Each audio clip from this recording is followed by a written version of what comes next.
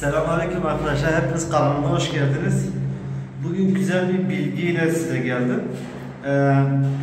Bu seramik, bu mermerler var ya, bu mermerlerin dersleri nasıl yapılıyor?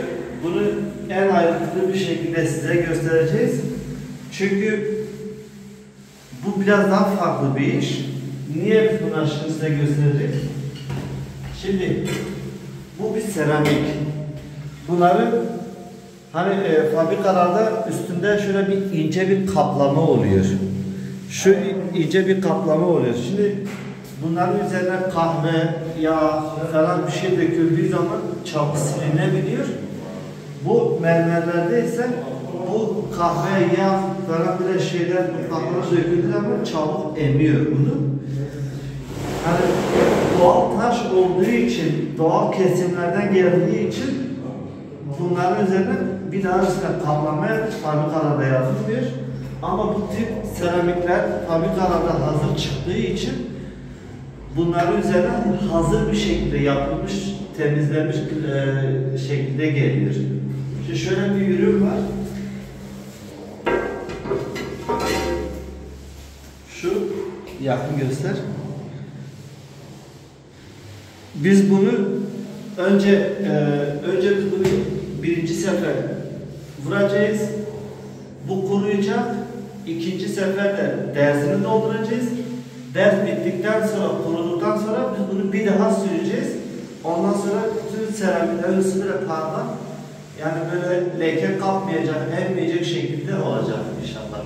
Ama videoya devam etmeden önce lütfen şöyle bir abone olun, kanala like atmayı hiç unutmayın. Bir de düşünceleri, yorumlarınızı yapın. Hadi devam edelim.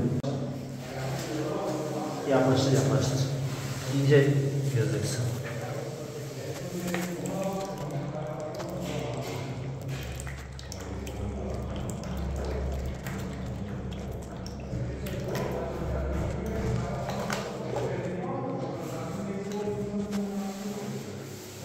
Güzel kokuyor şey. Bakayım. Gidelim var.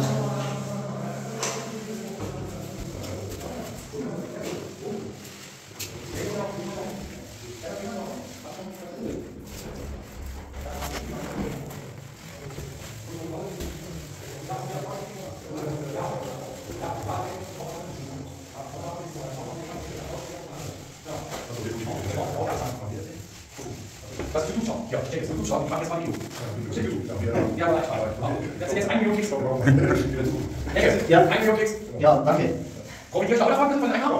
Ja, ich denke, profitierst du davon? Ja, kannst machen. Gut, ich gucke mal, was Bild, wie viel Klicks war. Okay. Dann weiß ich, was du verdient hast. Ja, danke. Kannst machen. Ja, dann sind wir noch sauber noch.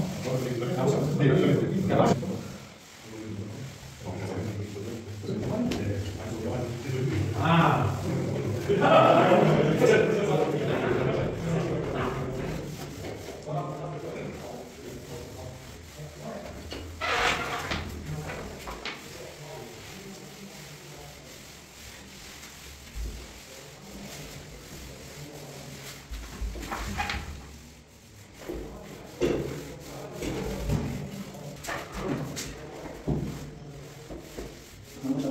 Bütçe 28.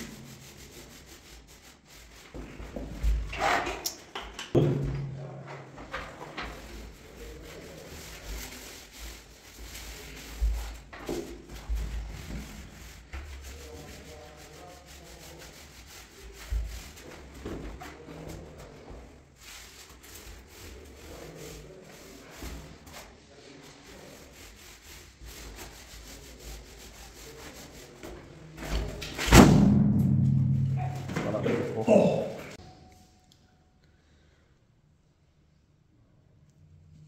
Arkadaşlar şimdi gördüğünüz gibi bu birinci seferi yaptık. Bu bugün kuruyacak. Yarın sabah da biz buraya bir ders yapacağız, yıkayacağız. Ondan sonra kuruduktan sonra bir daha, yani ders yapıldıktan sonra böyle 3-4 saat sonra biz bunun üzerine şey yapabiliriz, yani bu ikinci seferi vurabiliyoruz.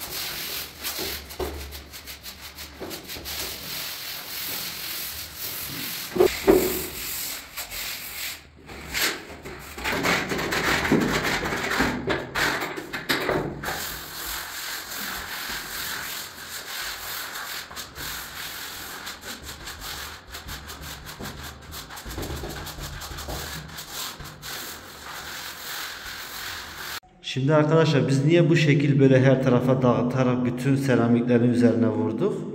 Çünkü bakın bunları da doldurmak için, yani şu bütün delikleri dolduruyoruz.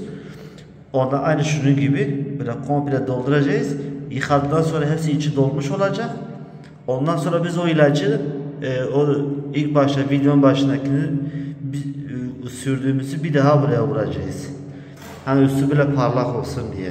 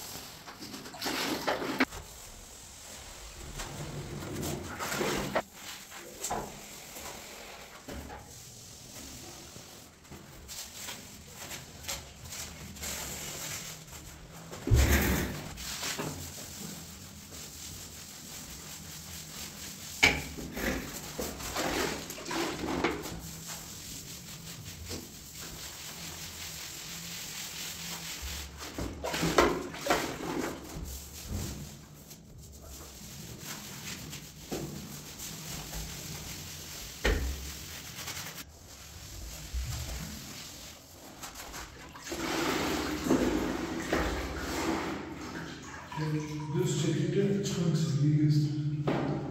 Hangisi? Düz çekince. Şimdi arkadaşın demek istediği, hani bu süngerle böyle çap çekiliyor ya, bu düz çekince yani içinden nasıl böyle geldiğini anlatmak istiyor. Asıl gerçek olan bak şu şekil çap. Yani süngeri çap çekeceksiniz daima, hangi seramikte olursa olsun.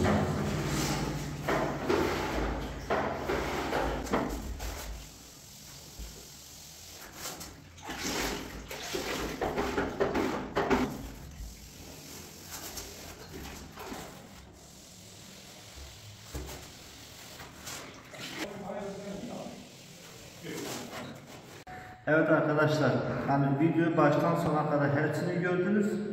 Dersi verirken neden böyle oval yaptı, onu da şimdi size anlatacağım. Çünkü şu var ya, hani şu içinde bile delikler var. Şimdi bu ovali böyle yaptığı zaman bu dersler de onların içine iyice girsin ve ondan sonra yani böyle tam böyle düz olacak şekilde. Çünkü bu kaya taşları, bu mermer taşlarının bu araları hepsi böyle delikli, yani natural taş oluyor ya. Onun için şimdi son aşamaya geldi, son bir cilasını da çekeceğiz.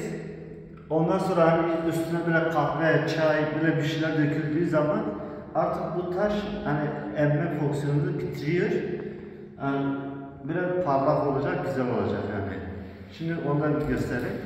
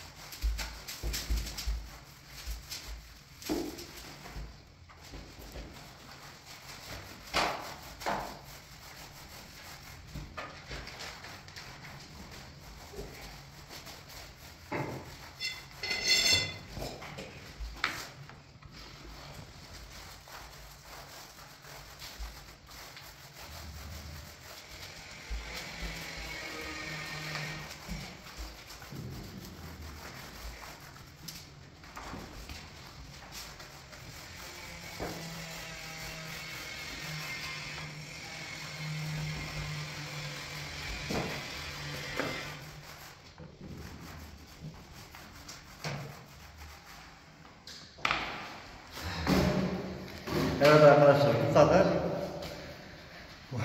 Bu şekilde hani oluyor. Üstü böyle parlak cilalı oluyor. Ondan sonra dediğim gibi yani kahve ve çay döküldüğü zaman bir şey olmuyor. Hani tertemiz bir şekilde her zaman da silebiliyorsunuz. Video bu kadardı. Umarım size yardımcı olabilmişizdir. Lütfen kanala abone olmayı, like atmayı unutmayın. Kendinize iyi bakın. Mustafa